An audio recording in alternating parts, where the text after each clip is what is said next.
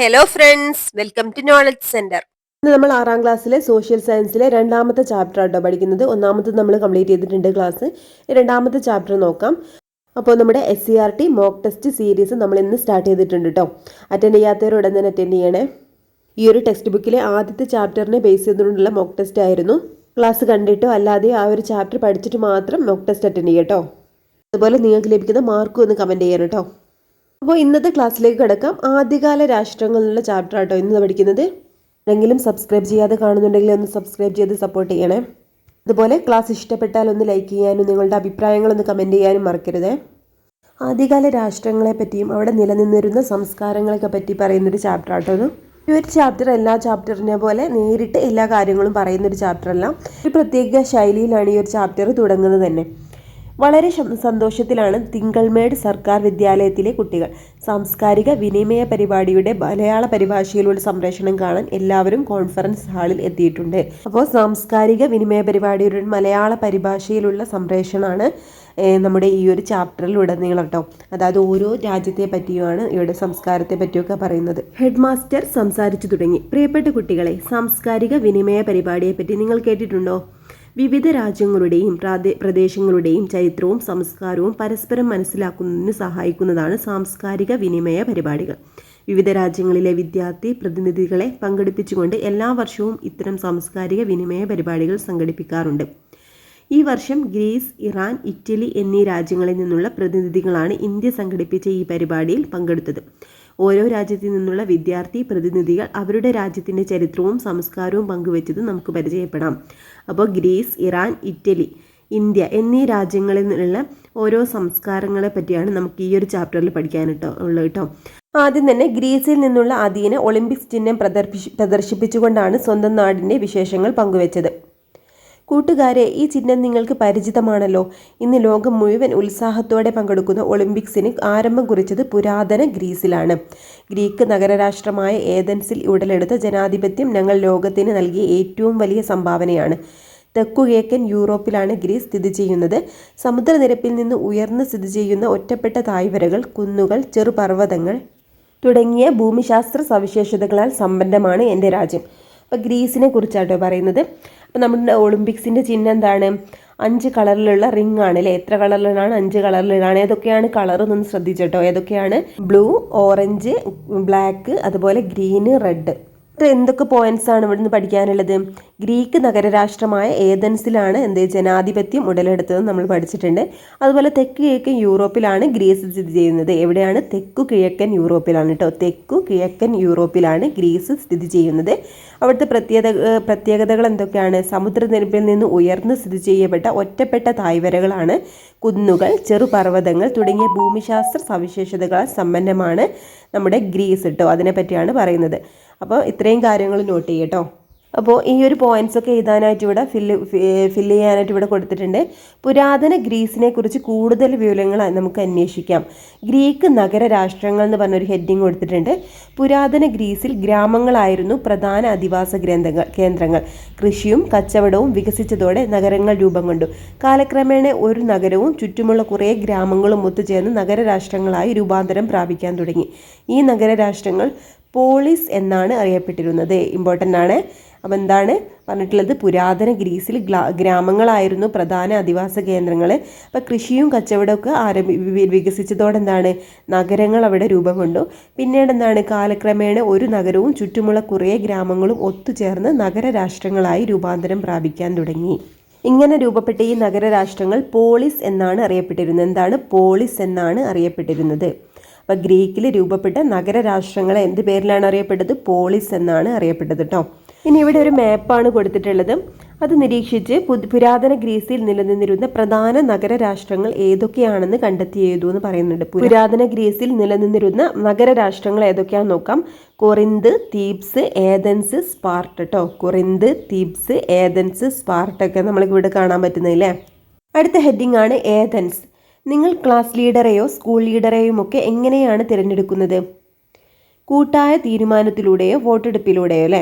ഇപ്രകാരം ഭരണാധികാരികളെ ജനങ്ങൾ തിരഞ്ഞെടുക്കുന്ന സംവിധാനം ഏതാണെന്ന് ചോദിക്കേണ്ടത്. ഏതാണെന്ന് നമുക്കറിയാം, ജനാധിപത്യമാണ് അല്ലേ? നമ്മുടെ ഇന്ത്യയിൽ നിലനിൽക്കുന്ന ജനാധിപത്യം.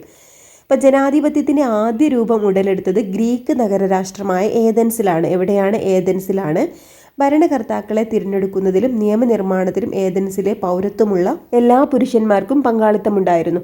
സ്ത്രീകൾ, അടിമകൾ, വിദേശികൾ തുടങ്ങിയവർക്ക് പൗരത്വ പദവി ഉണ്ടായിരുന്നില്ല. അപ്പോൾ പണ്ട് കാലത്ത് എന്താണ്? ഏഥൻസിൽ എന്താണ്? പുരുഷന്മാർക്ക് മാത്രമേ വോട്ട് ചെയ്യാനുള്ള അവകാശമുണ്ടായിരുന്നു. അതുപോലെ തന്നെ പൗരത്വ പദവിയും ഉണ്ടായിരുന്നുള്ളൂ. അപ്പോൾ എന്താണ്? സ്ത്രീകൾ, അടിമകൾ, വിദേശികൾ തുടങ്ങിയവർക്ക് പൗരത്വ പദവി ഉണ്ടായിരുന്നില്ല. പെരിക്ലിസിന്റെ കാലത്താണ് ഏഥൻസിൽ ജനാധിപത്യം വിപുലമാകാൻ തുടങ്ങിയത്. ആരാണ്? പെരിക്ലിസ് കേട്ടോ. പെരിക്ലിസിന്റെ കാലത്താണ് ഏഥൻസിൽ ജനാധിപത്യം വിപുലമാകാൻ തുടങ്ങിയത്.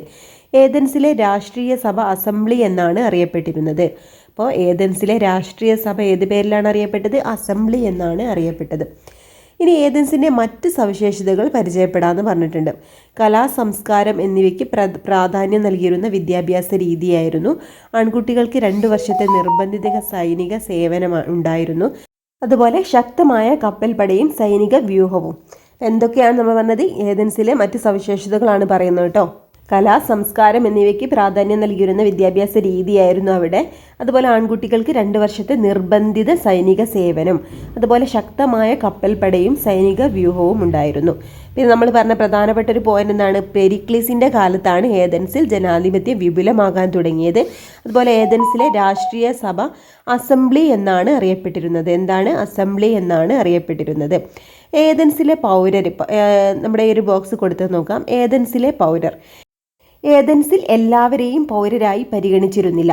ഒരു വ്യക്തിക്ക് പൗരത്വ പദവി ലഭിക്കണമെങ്കിൽ അയാൾ സ്വതന്ത്രനായ പുരുഷനായിരിക്കണം, രക്ഷകർത്താക്കൾ ഏഥൻസുകാർ ആയിരിക്കണം എന്നിങ്ങനെയുള്ള നിബന്ധനകൾ ഉണ്ടായിരുന്നു. അപ്പോൾ ഏഥൻസിലെ എല്ലാവരെയും പൗരരായിട്ട് പരിഗണിച്ചിരുന്നില്ല. നമ്മൾ നേരത്തെ പറഞ്ഞിട്ടുണ്ടായിരുന്നു. സ്ത്രീകൾ, അടിമകൾ, അതുപോലെ വിദേശികൾക്കൊന്നും അവിടെ പൗരത്വ പദവി ലഭിച്ചിരുന്നില്ല. അതുപോലെ ആർക്കൊക്കെ ലഭിച്ചിരുന്നത്? ഒരു വ്യക്തിക്ക് പൗരത്വ പദവി ലഭിക്കണമെങ്കിൽ അയാൾ സ്വതന്ത്രനായ പുരുഷനായിരിക്കണം, അതുപോലെ രക്ഷകർത്താക്കൾ ഏഥൻസുകാർ ആയിരിക്കണം എന്നിങ്ങനെയുള്ള നിബന്ധനകൾ ഉണ്ടായിരുന്നു. ഇനി പെരിക്ലിസ് ആരാണെന്ന് നോക്കാം. ഏഥൻസിലെ ശക്തനായ ഭരണാധികാരിയായിരുന്നു പെരിക്ലിസ് കേട്ടോ. ഏഥൻസിലെ ശക്തനായ ഭരണാധികാരിയായിരുന്ന പെരിക്ലിസിന്റെ ഭരണകാലത്താണ് ഏഥൻസ് ഗ്രീക്ക് നഗരരാഷ്ട്രങ്ങളിൽ പ്രബലമായ സ്ഥാനം നേടിയെടുത്തത്. അപ്പോൾ പെരിക്ലിസിന്റെ ഭരണകാലത്താണ് ഏഥൻസ് ഗ്രീക്ക് നഗരരാഷ്ട്രങ്ങളിൽ പ്രബലമായ സ്ഥാനം നേടിയെടുത്തത്. അധികാരം ഒരാളിൽ കേന്ദ്രീകരിക്കാതെ എല്ലാ ജനങ്ങൾക്കും പങ്കാളിത്തമുള്ളതാകണം എന്നതായിരുന്നു പെരിക്ലിസിന്റെ ആശയം. എന്തായിരുന്നു? അധികാരം ഒരാളിൽ കേന്ദ്രീകരിക്കാതെ എല്ലാ ജനങ്ങൾക്കും പങ്കാളിത്തമുള്ളതാകണം എന്നതായിരുന്നു പെരിക്ലിസിന്റെ ആശയം. അപ്പോൾ ഏഥൻസിലെ ശക്തനായ ഭരണാധികാരിയായിരുന്നു പെരിക്ലിസ് കേട്ടോ. അപ്പോൾ ഏതൊക്കെയായിരുന്നു നമ്മൾ നേരത്തെ കണ്ടത്? പിന്നെ മാപ്പ് കണ്ടത് ഏതൊക്കെയായിരുന്നു? ഗ്രീക്കിലെ നഗരരാഷ്ട്രങ്ങൾ. ഒന്ന് ഏഥൻസ് ആണ്. ബാക്കി ഏതാണ്? കൊറിന്ത്, തീബ്സ്, സ്പാർട്ട. അപ്പോൾ ഏഥൻസ് നമ്മൾ നോക്കിയില്ലേ. അടുത്തത് സ്പാർട്ടയാണ് കേട്ടോ. ഗ്രീക്കിലെ നഗരരാഷ്ട്രങ്ങളിൽ പെട്ടതാണ് നമ്മൾ പറഞ്ഞിട്ടുണ്ടായിരുന്നു. ഏഥൻസും സ്പാർട്ട. പിന്നെ ഏതൊക്കെയായിരുന്നു? കൊറിന്ത്, തീബ്സ് അല്ലേ. അപ്പോൾ സ്പാർട്ട നോക്കാം. ഏഥൻസിൽ നിന്നും വ്യത്യസ്തമായി പ്രഭുഭരണമാണ് സ്പാർട്ടയിൽ നിലനിന്നിരുന്നത്. പരമ്പരാഗത മൂല്യങ്ങൾക്കും സൈനിക പരിശീലനത്തിനും മുൻതൂക്കമുള്ള വിദ്യാഭ്യാസ സമ്പ്രദായമായിരുന്നു ഇവിടെ ഉണ്ടായിരുന്നത്. ആൺകുട്ടികൾക്ക് 23 വർഷത്തെ സൈനിക സേവനം നിർബന്ധമായിരുന്നു. അപ്പം എന്താ പറഞ്ഞിട്ടുള്ളത്? സ്പാർട്ട ഏഥൻസിൽ നിന്നും വ്യത്യസ്തമായ ആയിരുന്നു. അത് എന്തൊക്കെ കാര്യത്തിൽ? പ്രഭുഭരണമാണ് സ്പാർട്ടയിൽ നിലനിന്നിരുന്നത്. പരമ്പരാഗത മൂല്യങ്ങൾക്കും സൈനിക പരിശീലനത്തിനുമാണ് മുൻതൂക്കം നൽകിയത്. മുൻതൂക്കമുള്ള വിദ്യാഭ്യാസ സമ്പ്രദായമായിരുന്നു അവിടെ ഉണ്ടായിരുന്നത്. അതുപോലെ ആൺകുട്ടികൾക്ക് 23 വർഷത്തെ സൈനിക സേവനം നിർബന്ധമായിരുന്നു. ഇമ്പോർട്ടൻ്റ് ആണ്. ആൺകുട്ടികൾക്ക് 23 വർഷത്തെ സൈനിക സേവനം നിർബന്ധമായിരുന്നു.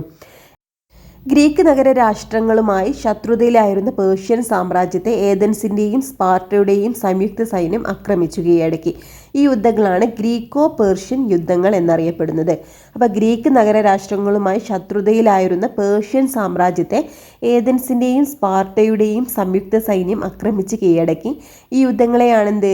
ഗ്രീക്കോ പേർഷ്യൻ യുദ്ധങ്ങൾ എന്നറിയപ്പെടുന്നത്. എന്താണ്? ഗ്രീക്കോ പേർഷ്യൻ യുദ്ധങ്ങൾ. ഏതൊക്കെ നഗരരാഷ്ട്രങ്ങളുടെ സംയുക്ത സൈന്യങ്ങളാണ് ഇതിൽ പങ്കെടുത്തിട്ടുള്ളത്? ഏഥൻസിൻ്റെയും സ്പാർട്ടയുടെയും ആട്ടോ.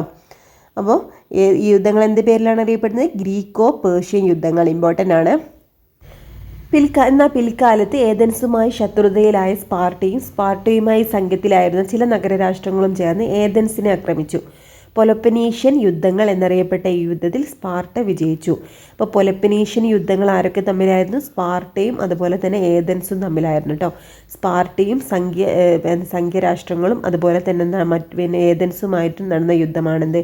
പൊലപ്പനേഷ്യൻ യുദ്ധങ്ങൾ എന്നറിയപ്പെട്ട യുദ്ധത്തിൽ ആരാണ്? സ്പാർട്ടയാണ് വിജയിച്ചത് കേട്ടോ. അടുത്തത് മാരത്തൺ ഓട്ടാണ് കേട്ടോ. ഗ്രീക്കോ പേർഷ്യൻ യുദ്ധകാലത്ത് ഏതൻസിൽ നിന്ന് 26 മൈലുകൾക്കപ്പുറമുള്ള മാരത്തണിൽ വെച്ച് ഗ്രീക്കുകാരും പേർഷ്യക്കാരും ഏറ്റുമുട്ടി. യുദ്ധത്തിൽ ഗ്രീക്കുകാർ വിജയികളായി. വിജയവാർത്ത അറിയിക്കുന്നതിനു വേണ്ടി ഒരു സന്ദേശവാഹകനെ ഏതൻസിലേക്ക് അയച്ചു. അത്രയും ദൂരം ഓടിയെത്തി അയാൾ സന്തോഷത്തോടെ ആഹ്ലാദിക്കൂ, നമ്മൾ വിജയിച്ചു എന്ന് ആർത്തു വിളിച്ചു. എന്നാൽ ദീർഘദൂരം ഓടിയതിൻ്റെ ഫലമായി അയാൾ അപ്പോൾ തന്നെ മരണപ്പെട്ടു. ഈ ഓട്ടത്തിൻ്റെ ഓർമ്മയ്ക്കായാണ് ദീർഘദൂര ഓട്ടത്തിന് മാരത്തൺ ഓട്ടം എന്ന് പേര് നൽകിയിരിക്കുന്നത്. മാരത്തൺ ഓട്ടത്തിന് ഈ ഒരു പേര് വരാൻ കാരണമായ സംഭവമാട്ടോ പറയുന്നത്. ഗ്രീക്കോ പേർഷ്യൻ യുദ്ധകാലത്ത്, ഗ്രീക്കും പേർഷ്യയും തമ്മിലുള്ള യുദ്ധകാലത്ത് ഏതൻസിൽ നിന്ന് 26 മൈലുകൾക്കപ്പുറത്തുള്ള മാരത്തണിൽ വെച്ച് ഗ്രീക്കുകാരും പേർഷ്യക്കാരും ഏറ്റുമുട്ടി. യുദ്ധത്തിൽ ഗ്രീക്കുകാർ വിജയികളായി. വിജയവാർത്ത അറിയിക്കുന്നതിന് വേണ്ടി ഒരു സന്ദേശവാഹകനെ ഏതൻസിലേക്ക് അയച്ചു. അത്രയും ദൂരം ഓടിയെത്തി അയാൾ സന്തോഷത്തോടെ ആഹ്ലാദിക്കൂ, നമ്മൾ വിജയിക്കൂ എന്ന് ആർത്തു വിളിച്ചു. എന്നാൽ ദീർഘദൂരം ഓടിയതിൻ്റെ ഫലമായി അയാൾ അപ്പോൾ തന്നെ മരണപ്പെട്ടു. ഈ ഓട്ടത്തിൻ്റെ ഓർമ്മയ്ക്കായി ദീർഘദൂര ഓട്ടത്തിന് മാരത്തൺ ഓട്ടം എന്ന് പേര് നൽകിയിരിക്കുന്നു. ഓക്കെ, അടുത്തത് ഹെറോഡോട്സും തുസിഡൈഡ്സും ആട്ടോ. ഏതാണ്? ഹെറോഡോട്സും തുസിഡൈഡ്സും. ഗ്രീക്കോ പേർഷ്യ യുദ്ധങ്ങളെ ഇതിവൃത്തമാക്കി രചിച്ച കൃതിയാണ് ദ ഹിസ്റ്ററീസ്. ലോകത്തെ ആദ്യത്തെ ചരിത്ര കൃതിയാണിത്. ചരിത്രത്തിൻ്റെ പിതാവ് എന്നറിയപ്പെടുന്ന ഹെറോഡോട്സ് ആണ് ഈ കൃതി രചിച്ചത്. സ്പാർട്ടയും ഏതൻസും തമ്മിൽ നടന്ന പെലപ്പനേഷ്യൻ യുദ്ധങ്ങളുടെ ചരിത്രം രേഖപ്പെടുത്തിയത് തൂസിഡൈഡ്സ് എന്ന ചരിത്രകാരനാണ്. ഹിസ്റ്ററി ഓഫ് ദ പെലപ്പനേഷ്യൻ വാർ എന്നാണ് ഈ ചരിത്രകൃതിയുടെ പേര്. അപ്പോൾ ഗ്രീക്കോ പേർഷ്യൻ യുദ്ധങ്ങളെ ഇതിവൃത്തമാക്കി രചിച്ച കൃതി ഏതാണ്? ദ ഹിസ്റ്ററീസ് ആണ് കേട്ടോ. ഗ്രീക്കോ പേർഷ്യൻ യുദ്ധങ്ങളെ ഇതിവൃത്തമാക്കി രചിച്ച കൃതിയാണ് ദ ഹിസ്റ്ററീസ്. അപ്പോൾ ലോകത്തെ ആദ്യത്തെ ചരിത്രകൃതിയാണ് ഇത് കേട്ടോ. ഇമ്പോർട്ടൻ്റ് ആണ്, നോട്ട് ചെയ്യട്ടെ. ലോകത്തെ ആദ്യത്തെ ചരിത്രകൃതി ഏതാണ്? ദ ഹിസ്റ്ററീസ് ആണ്. ഇത് ഏത് യുദ്ധങ്ങളെ? ഗ്രീക്കോ പേർഷ്യൻ യുദ്ധങ്ങളെ ഇതിവൃത്തമാക്കി രചിച്ച കൃതിയാണ്. ചരിത്രത്തിൻ്റെ പിതാവ് എന്നറിയപ്പെടുന്ന ഹെറോഡോട്സ് ആണ് ഈ കൃതി രചിച്ചത്. അപ്പോൾ ദ ഹിസ്റ്ററീസ് എന്ന കൃതി എന്തിനെക്കുറിച്ചാണ്? Graeco Persian യുദ്ധങ്ങളെക്കുറിച്ചാണ്. ആരാണ് ഇത് രചിച്ചിട്ടുള്ളത്? ഹെറോഡോട്സ് ആണ് കേട്ടോ. അപ്പോൾ ലോകത്തെ ആദ്യത്തെ ചരിത്രകൃതിയാണ്. ചരിത്രത്തിൻ്റെ പിതാവ് എന്നറിയപ്പെടുന്നത് ആരാണ്? ഹെറോഡോട്സ് ആണ്. ഹെറോഡോട്ടസ് ആണ് ചരിത്രത്തിൻ്റെ പിതാവ് എന്നറിയപ്പെടുന്നത്. അപ്പോൾ സ്പാർട്ടയും ഏതൻസും തമ്മിൽ നടന്ന പൊലപ്പനേഷ്യൻ യുദ്ധങ്ങളുടെ ചരിത്രം രേഖപ്പെടുത്തിയത് തൂസിഡൈഡ്സ് എന്ന ചരിത്രകാരനാണ്. അപ്പോൾ ഏതൊക്കെ രാജ്യങ്ങൾ തമ്മിലായിരുന്നു? സ്പാർട്ടയും ഏതൻസും തമ്മിൽ നടന്ന യുദ്ധങ്ങളാണ് പൊലപ്പനേഷ്യൻ യുദ്ധങ്ങൾ. ഈ യുദ്ധങ്ങളുടെ ചരിത്രം രേഖപ്പെടുത്തിയത് തൂസിഡൈഡ്സ് എന്ന ചരിത്രകാരനാണ്. ഹിസ്റ്ററി ഓഫ് ദ പൊലപ്പനേഷ്യൻ വാർ എന്നാണ് ഈ ചരിത്രകൃതിയുടെ പേര്. ഇമ്പോർട്ടൻ്റ് ആണ് കേട്ടോ. അടുത്തത് ഗ്രീക്ക് തത്വചിന്തകർ. ലോകത്തെ സ്വാധീനിച്ച പ്രധാന തത്വചിന്തകരാണ് സോക്രട്ടീസ്, പ്ലേറ്റോ, അരിസ്റ്റോട്ടിൽ എന്നിവർ. അപ്പോൾ ഗ്രീക്ക് തത്വചിന്തകരെ പ്രധാനപ്പെട്ടവർ ആരൊക്കെയാണ്? സോക്രട്ടീസ്, പ്ലേറ്റോ, അരിസ്റ്റോട്ടിൽ കേട്ടോ. അപ്പോൾ സോക്രട്ടീസിനെ പറ്റി നോക്കാം. അറിവാണ് നന്മ എന്ന തത്വത്തിന് പ്രാധാന്യം നൽകി സംവാദ രീതി അല്ലെങ്കിൽ എന്താണ് സോക്രാറ്റിക് മെത്തേഡിലൂടെ ആശയങ്ങൾ പ്രചരിപ്പിച്ചു. അപ്പോൾ എന്താണ്? അറിവാണ് നന്മ എന്ന തത്വത്തിന് പ്രാധാന്യം നൽകിയത് സോക്രട്ടീസ് ആണ് കേട്ടോ. അറിവാണ് നന്മ എന്ന തത്വത്തിന് പ്രാധാന്യം നൽകിയത് സോക്രട്ടീസ് ആണ്. സംവാദ രീതിയിലൂടെ ആശയങ്ങൾ പ്രചരിപ്പിച്ചതും സോക്രട്ടീസ് ആട്ടോ. സംവാദ രീതിയിലൂടെ ആശയങ്ങൾ പ്രചരിപ്പിച്ചത് സോക്രട്ടീസ് ആണ്. അടുത്തത് പ്ലേറ്റോ ആണ് കേട്ടോ. പ്ലേറ്റോ സോക്രട്ടീസിൻ്റെ ശിഷ്യനാണ്. അക്കാദമി എന്ന പഠനകേന്ദ്രം സ്ഥാപിച്ചു. പ്രധാന കൃതി റിപ്പബ്ലിക്. എന്താണ്? സോക്രട്ടീസിൻ്റെ ശിഷ്യനായിരുന്നു പ്ലേറ്റോ. അക്കാദമി എന്ന പഠനകേന്ദ്രം സ്ഥാപിച്ചത് പ്ലേറ്റോ ആണ് കേട്ടോ. പ്രധാന കൃതി റിപ്പബ്ലിക്. പ്ലേറ്റോൻ്റെ പ്രധാന കൃതി റിപ്പബ്ലിക്. അക്കാദമി എന്ന പഠനകേന്ദ്രം സ്ഥാപിച്ചത് പ്ലേറ്റോ. സോക്രട്ടീസിൻ്റെ ശിഷ്യനായിരുന്നു. അടുത്തത് അരിസ്റ്റോട്ടിലാണ്. പ്ലേറ്റോയുടെ അക്കാദമിയിൽ വിദ്യാർത്ഥിയായിരുന്നു അല്ലേ. പ്ലേറ്റോയുടെ അക്കാദമിയിൽ വിദ്യാർത്ഥിയായിരുന്നു അരിസ്റ്റോട്ടിൽ. ലൈസിയം എന്ന പഠനകേന്ദ്രം സ്ഥാപിച്ചു. പൊളിറ്റിക്സ് എന്ന ഗ്രന്ഥത്തിൻ്റെ രചയിതാവാണ്. അപ്പോൾ എന്തൊക്കെയാണ് നമുക്ക് അരിസ്റ്റോട്ടിലിനെ പറ്റി പഠിക്കാനുള്ളത്? പ്ലേറ്റോയുടെ അക്കാദമിയിലെ വിദ്യാർത്ഥിയായിരുന്നു അരിസ്റ്റോട്ടിൽ. ലൈസിയം എന്ന പഠനകേന്ദ്രം സ്ഥാപിച്ചത് അരിസ്റ്റോട്ടിലാണ്. പൊളിറ്റിക്സ് എന്ന ഗ്രന്ഥത്തിൻ്റെ രചയിതാവാണ് അരിസ്റ്റോട്ടിൽ. പൊളിറ്റിക്സ് എന്ന ഗ്രന്ഥത്തിൻ്റെ രചയിതാവാരാണ്? അരിസ്റ്റോട്ടിലാണ് കേട്ടോ. ഇമ്പോർട്ടൻ്റ് ആണ് ഓരോന്നും. അപ്പോൾ ഇതുവരെ പറഞ്ഞത് ഗ്രീക്കിനെ കുറിച്ചായിരുന്നു കേട്ടോ. അടുത്തത് പേർഷ്യൻ സാമ്രാജ്യം. കൂട്ടുകാരെ, ഞങ്ങളുടെ രാജ്യമായ ഇറാൻ പേർഷ്യൻ സാംസ്കാരിക പൈതൃകം ഉൾക്കൊള്ളുന്നു. അക്കാലത്ത് നിലനിന്നിരുന്ന സാമ്രാജ്യങ്ങളിൽ ഏറ്റവും പ്രധാനപ്പെട്ടതായിരുന്നു പേർഷ്യൻ സാമ്രാജ്യം. വ്യത്യസ്ത ഭൂപ്രദേശങ്ങൾ ഈ സാമ്രാജ്യത്തിൻ്റെ ഭാഗമായിരുന്നതിനാൽ വൈവിധ്യമാർന്ന സംസ്കാരവും ഭാഷയും പാരമ്പര്യവും ഒത്തുചേർന്നതായിരുന്നു പേർഷ്യൻ സാമ്രാജ്യം. പെർസപോളിസ് ആയിരുന്നു ഈ സാമ്രാജ്യത്തിൻ്റെ തലസ്ഥാനം. പെർസപോളിസ് ആയിരുന്നു ഈ സാമ്രാജ്യത്തിൻ്റെ തലസ്ഥാനം. അപ്പോൾ ഇറാൻ പേർഷ്യൻ സാംസ്കാരിക പൈതൃകം ഉൾക്കൊള്ളുന്നു. അക്കാലത്ത് നിലനിന്നിരുന്ന സാമ്രാജ്യങ്ങളിൽ ഏറ്റവും പ്രധാനപ്പെട്ടത് ഏതായിരുന്നു? പേർഷ്യൻ സാമ്രാജ്യം കേട്ടോ. അപ്പോൾ വ്യത്യസ്ത ഭൂപ്രദേശങ്ങൾ ഈ സാമ്രാജ്യത്തിൻ്റെ ഭാഗമായിരുന്നതിനാൽ വൈവിധ്യമാർന്ന സംസ്കാരവും ഭാഷയും പാരമ്പര്യവും ഒത്തുചേർന്നതായിരുന്നു പേർഷ്യൻ സാമ്രാജ്യം. പെർസപോളിസ് ആയിരുന്നു ഈ സാമ്രാജ്യത്തിൻ്റെ തലസ്ഥാനം. അപ്പോൾ പേർഷ്യൻ സാമ്രാജ്യത്തിൻ്റെ തലസ്ഥാനം ഏതായിരുന്നു? പെർസപോളിസ് ആട്ടോ, ഇമ്പോർട്ടൻ്റ് ആണ്. അപ്പോൾ ഈ ഒരു ചാപ്റ്റർ നമ്മൾ പഠിക്കുമ്പോൾ ഒരു നോട്ട് എന്തായാലും നിർബന്ധമാണ് കേട്ടോ. അത്രയും ഇമ്പോർട്ടൻ്റ് ആയിട്ടുള്ള കാര്യങ്ങൾ നമുക്ക് ഈ ഒരു ചാപ്റ്ററിൽ പഠിക്കാനുണ്ട്. പേർഷ്യൻ സാമ്രാജ്യത്തിൻ്റെ പ്രമുഖരായ ഭരണാധികാരികളായിരുന്നു സൈറസും ദാരിയസ് ഒന്നാമനും അതുപോലെ സെർക്സിസും. ആരൊക്കെയാണ് പേർഷ്യൻ സാമ്രാജ്യത്തിൻ്റെ പ്രമുഖരായ ഭരണാധികാരികൾ? ആരൊക്കെയാണ്? സൈറസും ദാരിയസ് ഒന്നാമനും സെർക്സിസും ആട്ടോ, സെർക്സിസും. അപ്പോൾ പേർഷ്യൻ ഭരണ സംവിധാനം എങ്ങനെയായിരുന്നു? ഭരണ സൗകര്യത്തിനായി വിശാലമായ സാമ്രാജ്യത്തെ നിരവധി സത്രബി അതായത് പ്രവിശ്യകളായി വിഭജിച്ചിരുന്നു. സത്രബി എന്ന് പറഞ്ഞാൽ പ്രവിശ്യകളാട്ടോ. അപ്പോൾ ഭരണ സൗകര്യത്തിനായി വിശാലമായ സാമ്രാജ്യത്തെ നിരവധി പ്രവിശ്യകളായിട്ട് വിഭജിച്ചിരുന്നു. സത്രബ് എന്നറിയപ്പെടുന്ന ഗവർണർമാരുടെ കീഴിലായിരുന്നു സത്രബികൾ. അപ്പം എന്താണ്? സത്രബ് എന്നറിയപ്പെട്ടിരുന്ന ഗവർണർമാരുടെ കീഴിലായിരുന്നു സത്രബികൾ. സത്രബികൾ എന്താണ്? പ്രവിശ്യ എന്ന് പറഞ്ഞു. അപ്പം സത്രബ് എന്താണ്? അവിടുത്തെ ഗവർണർമാരാണ് കേട്ടോ, ഗവർണർമാരാണ് സത്രബ്. ഇനി സത്രപുമാർ രാജാവിൻ്റെ നിയമങ്ങളും നികുതി സമ്പ്രദായങ്ങളും സത്രബികളിൽ നടപ്പിലാക്കി. അപ്പോൾ സത്രപുമാർ അതായത് ഗവർണർമാർ രാജാവിൻ്റെ നിയമങ്ങളും നികുതി സമ്പ്രദായങ്ങളും പ്രവിശ്യകളിൽ നടപ്പിലാക്കിയെന്നാണ് കേട്ടോ. ഗവർണർമാർ രാജാവിൻ്റെ നിയമങ്ങളും നികുതി സമ്പ്രദായങ്ങളും എവിടെ? പ്രവിശ്യകളിൽ നടപ്പിലാക്കി. അപ്പോൾ പിന്നെന്താണ്? സരതുഷ്ട ദർശനം എന്താണെന്ന് നോക്കാം. പേർഷ്യയിലാണ് സരതുഷ്ട ദർശനം രൂപം കൊണ്ടത്. എന്താണ് സരതുഷ്ട ദർശനം എന്ന് പറഞ്ഞാൽ? സരതുഷ്ടതയാണ് സ്ഥാപകൻ. അതുപോലെ അഹുര മസ്ദ എന്ന് വിളിക്കപ്പെട്ട ഏകദൈവത്തിൽ വിശ്വസിച്ചു. സെന്റ് അവസ്ഥ ആയിരുന്നു മതഗ്രന്ഥം. അപ്പൊ എന്തൊക്കെയാണ് സരതുഷ്ട ദർശനത്തിൽ പറയുന്നത്? സരതുഷ്ടയാണ് സ്ഥാപകന്. അഹുരമസ്ത എന്ന് വിളിക്കപ്പെട്ട ഏകദൈവത്തിൽ വിശ്വസിച്ചു. സെന്റ് അവസ്ഥയായിരുന്നു മതഗ്രന്ഥം. മതഗ്രന്ഥത്തിന്റെ പേരെന്താണ്? സെന്റ് അവസ്ഥ. അഹുരമസ്ദ എന്ന് വിളിക്കപ്പെട്ട ഏകദൈവത്തിൽ വിശ്വസിച്ചു. അപ്പോ പേർഷ്യൻ സാമ്രാജ്യം നമ്മൾ നോക്കി. അടുത്തത് റോമൻ സാമ്രാജ്യം കേട്ടോ. ഹായ് കൂട്ടുകാരെ, എന്റെ പേര് എലീന. എന്റെ നാടായ ഇറ്റലി റോമ സാമ്രാജ്യത്തിന്റെ ഭാഗമായിരുന്നു. പാശ്ചാത്യ നാഗരികതയുടെ ജന്മസ്ഥാനമായാണ് റോമ നഗരം കണക്കാക്കപ്പെടുന്നത്. എല്ലാ പാതകളും റോമിലേക്ക് എന്ന പ്രയോഗം തന്നെ ഈ സാമ്രാജ്യത്തിന്റെ പ്രാധാന്യം സൂചിപ്പിക്കുന്നു. ആദ്യകാലത്ത് റോമിൽ രാജഭരണമായിരുന്നു നിലനിന്നിരുന്നത്. എന്നാൽ കാലക്രമത്തിൽ പ്രജാതാൽപരർ അല്ലാത്ത ഭരണാധികാരികൾക്കെതിരെ കലാപങ്ങൾ ഉയർന്നു വരികയും BCE 6-ാം നൂറ്റാണ്ടിൽ രാജഭരണം അവസാനിക്കുകയും ചെയ്തു.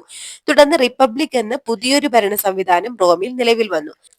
പുരാതന റോമിന്റെ ചരിത്രത്തിലെ പ്രധാന വഴിത്തിരിവായിരുന്നു റിപ്പബ്ലിക്കിന്റെ ഉദയം. അപ്പൊ എന്താ പറഞ്ഞിട്ടുള്ളത്? ഇറ്റലി റോമ സാമ്രാജ്യത്തിന്റെ ഭാഗമായിരുന്നു എന്നാണ് കേട്ടോ. ഇറ്റലി റോമ സാമ്രാജ്യത്തിന്റെ ഭാഗമായിരുന്നു. പാശ്ചാത്യ നാഗരികതയുടെ ജന്മസ്ഥലമാണ് റോമ നഗരം കണക്കാക്കപ്പെടുന്നത്. പാശ്ചാത്യ നാഗരികതയുടെ ജന്മസ്ഥലം കേട്ടോ. അപ്പൊ എല്ലാ പാതകളും റോമിലേക്ക് എന്ന പ്രയോഗം തന്നെ ഈ സാമ്രാജ്യത്തിന്റെ പ്രാധാന്യം സൂചിപ്പിക്കുന്നു. ആദ്യകാലത്ത് റോമിൽ രാജഭരണമായിരുന്നു കേട്ടോ. റോമിൽ എങ്ങനെയായിരുന്നു? രാജഭരണമായിരുന്നു നിലനിന്നിരുന്നത്. എന്നാൽ കാലക്രമത്തിൽ എന്താണ്? പ്രജാതൽപരരല്ലാത്ത ഭരണാധികാരികൾക്കെതിരെ കലാപങ്ങളൊക്കെ ഉയർന്നു വരികയും BCE 6-ാം നൂറ്റാണ്ടിൽ രാജഭരണം അവസാനിക്കുകയും ചെയ്തു. തുടർന്ന് റിപ്പബ്ലിക് എന്ന പുതിയൊരു ഭരണ സംവിധാനം നിലവിൽ വന്നു. അപ്പൊ എങ്ങനെ പറഞ്ഞിട്ടുള്ളത്? BCE 6-ാം നൂറ്റാണ്ടിലാണ് രാജഭരണം അവസാനിച്ചത്. പിന്നെ എങ്ങനെയാണ്? പിന്നീട് അവിടെ റിപ്പബ്ലിക് എന്ന പുതിയൊരു ഭരണ സംവിധാനം നിലവിൽ വന്നു. പുരാതന റോമിന്റെ ചരിത്രത്തിലെ പ്രധാന വഴിത്തിരിവായിരുന്നു റിപ്പബ്ലിക്കിന്റെ ഉദയം. ഇനി ഇവിടെ പുരാതന റോമിനെ കുറിച്ച് എലീന നൽകിയ വിവരണങ്ങളിൽ നിന്ന് ലഭിച്ച വിവരങ്ങൾ കുറിക്കുമെന്ന് കൊടുത്തിട്ടുണ്ട്. ആദ്യമാണ് പാശ്ചാത്യ നാഗരികതയുടെ ജന്മസ്ഥലമായി റോമാനഗരം കണക്കാക്കപ്പെടുന്നു. പിന്നെ അവിടെ എന്താണ്? രാജഭരണമായിരുന്നു നിലനിന്നിരുന്നത്. എന്നാൽ ഈ പ്രജാതൽപരരല്ലാത്ത കുറച്ച് ഭരണാധികാരികൾക്കെതിരെ പിന്നീട് കലാപങ്ങളൊക്കെ ഉയർന്നപ്പോൾ അവിടെ രാജഭരണം അവസാനിക്കുകയാണ് ചെയ്തിട്ടുള്ളത് കേട്ടോ. BCE 6-ാം നൂറ്റാണ്ടിൽ രാജഭരണം അവസാനിച്ചു. പിന്നീട് അവരെ റിപ്പബ്ലിക് എന്ന പുതിയൊരു ഭരണ സംവിധാനം നിലവിൽ വന്നു. റിപ്പബ്ലിക്കൻ ഭരണ സംവിധാനത്തിൽ രാജാവിന് പകരം കോൺസൽ എന്നറിയപ്പെട്ടിരുന്ന തിരഞ്ഞെടുക്കപ്പെട്ട ഉദ്യോഗസ്ഥർക്കായിരുന്നു ഭരണ ചുമതല. എന്താ അവിടെ പറഞ്ഞിട്ടുള്ളത്? റിപ്പബ്ലിക്കൻ ഭരണ സംവിധാനത്തിൽ രാജാവിന് പകരം എന്താണ്? കോൺസൽ എന്നറിയപ്പെട്ടിരുന്ന തിരഞ്ഞെടുക്കപ്പെട്ട ഉദ്യോഗസ്ഥർക്കായിരുന്നു ഭരണ ചുമതല. കോൺസൽ ആണ് കേട്ടോ. കോൺസൽ ഏത് ഭരണത്തിലാണ്? റിപ്പബ്ലിക്കൻ ഭരണ സംവിധാനത്തിൽ. എവിടെയാണ്? റോമിലാണ് കേട്ടോ. അപ്പൊ എന്താ പറഞ്ഞിട്ടുള്ളത്, ഈ BC 1-ാം നൂറ്റാണ്ടിൽ റോമൻ റിപ്പബ്ലിക്കിന്റെ കോൺസൽ പദവി വഹിച്ചിരുന്ന ജൂലിയസ് സീസർ റിപ്പബ്ലിക്കൻ ഭരണരീതി അവസാനിപ്പിച്ച് ഏകാധിപതിയായി അധികാരം കൈയടക്കി. അപ്പൊ BC 1-ാം നൂറ്റാണ്ടില് റോമൻ റിപ്പബ്ലിക്കിന്റെ കോൺസൽ പദവി വഹിച്ചിരുന്നത് ആരാ? ജൂലിയസ് സീസർ ആയിരുന്നു. അപ്പൊ ഇദ്ദേഹം പിന്നീട് എന്താണ്, റിപ്പബ്ലിക്കൻ ഭരണരീതി അവസാനിപ്പിച്ച് ഏകാധിപതിയായി അധികാരം കൈയടക്കിട്ടോ. അഗസ്റ്റസിന്റെ ഭരണകാലത്താണ് റോമൻ റിപ്പബ്ലിക് പൂർണ്ണമായും സാമ്രാജ്യമായി മാറിയത്. ഇതോടെ ചക്രവർത്തി പരമോന്നത ഭരണാധികാരിയായി മാറി. അപ്പൊ അഗസ്റ്റസിന്റെ ഭരണകാലത്താണ് റോമൻ റിപ്പബ്ലിക് പൂർണ്ണമായും സാമ്രാജ്യമായിട്ട് മാറിയത് കേട്ടോ. ഇതോടെ ചക്രവർത്തി പരമോന്നത ഭരണാധികാരിയായിട്ട് മാറി. അഗസ്റ്റസിന്റെ കാലത്താണ് കേട്ടോ. ഇനി ഇവിടെ എന്താണ്, റോമൻ സാമ്രാജ്യത്തിന്റെ സവിശേഷതകളാണ് കേട്ടോ കൊടുത്തിട്ടുള്ളത്. എന്തൊക്കെയാന്ന് നോക്കാം. യൂറോപ്പ്, വടക്കൻ ആഫ്രിക്ക, പടിഞ്ഞാറൻ ഏഷ്യ എന്നിവിടങ്ങളിൽ വ്യാപിച്ചിരുന്ന വിശാലമായ സാമ്രാജ്യമായിരുന്നു ഏത്? റോമൻ സാമ്രാജ്യം. ഇവിടെയൊക്കെയാണ് യൂറോപ്പ്, വടക്കൻ ആഫ്രിക്ക, പടിഞ്ഞാറൻ ഏഷ്യ കേട്ടോ. യൂറോപ്പ്, വടക്കൻ ആഫ്രിക്ക, പടിഞ്ഞാറൻ ഏഷ്യ എന്നിവിടങ്ങളിൽ വ്യാപിച്ചിരുന്ന വിശാലമായ സാമ്രാജ്യമായിരുന്നു റോമൻ സാമ്രാജ്യം. റോമൻ ചക്രവർത്തിമാര് പ്രിൻസപ്പ് അല്ലെങ്കിൽ പ്രഥമ പൗരൻ എന്നറിയപ്പെട്ടു. എങ്ങനെയാണ് പ്രിൻസപ്പ് എന്നറിയപ്പെട്ടത്? റോമൻ ചക്രവർത്തിമാരാട്ടോ. ഇമ്പോർട്ടന്റ് ആണ്. റോമൻ ചക്രവർത്തിമാർ എന്ത് പേരിൽ അറിയപ്പെട്ടത്? പ്രിൻസപ്പ് എന്നാണ്. പ്രിൻസപ്പ് എന്ന് പറഞ്ഞ പദത്തിന്റെ അർത്ഥം പ്രഥമ പൗരൻ എന്നാണ്. പ്രഥമ പൗരൻ. പ്രിൻസപ്പ് തലവനായ റോമൻ ഭരണ സംവിധാനം പ്രിൻസിപ്പേറ്റ് എന്നറിയപ്പെട്ടു. എന്താണ്? പ്രിൻസപ്പ് തലവനായ റോമൻ ഭരണ സംവിധാനം പ്രിൻസിപ്പേറ്റ് എന്നറിയപ്പെട്ടു. അഗസ്റ്റസ് ആണ് പ്രിൻസിപ്പേറ്റ് ഭരണ സംവിധാനം സ്ഥാപിച്ചത്. ആരാണ്? അഗസ്റ്റസ് ആണ് പ്രിൻസിപ്പേറ്റ് ഭരണ സംവിധാനം സ്ഥാപിച്ചത്. വേതനം കൈപ്പറ്റി സേവനം ചെയ്ത ശക്തമായ സൈന്യം ഉണ്ടായിരുന്നു. വേതനം കൈപ്പറ്റി സേവനം ചെയ്യുന്ന ശക്തമായ ഒരു സൈന്യം റോമൻ സാമ്രാജ്യത്തിൽ ഉണ്ടായിരുന്നു കേട്ടോ. റോമൻ ചക്രവർത്തിമാര് പ്രിൻസപ്പ് എന്ന പേരിലാണ് അറിയപ്പെട്ടിരുന്നത്. അപ്പോൾ പ്രിൻസപ്പ് തലവനായ റോമൻ ഭരണ സംവിധാനം പ്രിൻസിപ്പേറ്റ് എന്നറിയപ്പെട്ടു. റോമൻ ഭരണ സംവിധാനത്തെ പ്രിൻസിപ്പേറ്റ് എന്നറിയപ്പെട്ടു. ആരാണ് ഈ പ്രിൻസിപ്പേറ്റ് എന്ന ഭരണ സംവിധാനം സ്ഥാപിച്ചത്? അഗസ്റ്റസ് ആണ് കേട്ടോ. അപ്പൊ പിന്നെ അതുപോലെ തന്നെ വേതനം കൈപ്പറ്റി സേവനം ചെയ്യുന്ന ശക്തമായ ഒരു സൈന്യം റോമൻ സാമ്രാജ്യത്തിൽ ഉണ്ടായിരുന്നു. യൂറോപ്പ്, വടക്കൻ ആഫ്രിക്ക, പടിഞ്ഞാറൻ ഏഷ്യ എന്നിവിടങ്ങളിലാണ് റോമൻ സാമ്രാജ്യം വ്യാപിച്ചിരുന്നത്. ഇനി റോമിന്റെ സാംസ്കാരിക സംഭാവനകൾ കൂടി നോക്കട്ടോ. ഭാഷ, സാഹിത്യം, കല, നഗരാസൂത്രണം തുടങ്ങിയ മേഖലകളിലെല്ലാം റോമിന്റെ സംഭാവനകൾ നിലനിൽക്കുന്നുണ്ട്. ജലവിതരണത്തിനായി നിർമ്മിക്കപ്പെട്ട കമാനാകൃതിയിലുള്ള കനാലുകളായ അക്വിഡക്റ്റുകളും വിശാലമായതും തുറന്ന വേദിയുമായ കൊളോസിയവും റോമൻ സാമ്രാജ്യത്തിന്റെ സാംസ്കാരിക സംഭാവനകളാണ്. എന്താണ്? ഭാഷ, സാഹിത്യം, കല, നഗരാസൂത്രണം തുടങ്ങിയ മേഖലകളിലെല്ലാം റോമിന്റെ സംഭാവനകളുണ്ട്. അതുപോലെ എന്താണ്? ജലവിതരണത്തിനായി നിർമ്മിക്കപ്പെട്ട കമാനാകൃതിയിലുള്ള കനാലുകളാണ് എന്ത്? അക്വിഡക്റ്റുകളും അതുപോലെ വിശാലമായതും തുറന്ന വേദിയുമായ കൊളോസിയവും കേട്ടോ. ഏതൊക്കെയാണ് പറഞ്ഞിട്ടുള്ളത്? കമാനാകൃതിയിലുള്ള കനാലുകളായിട്ടുള്ള അക്വിഡക്റ്റുകളും അതുപോലെ എന്താണ്? വിശാലമായതും തുറന്ന വേദിയുമായ കൊളോസിയവും റോമൻ സാമ്രാജ്യത്തിന്റെ സാംസ്കാരിക സംഭാവനകളാണ്.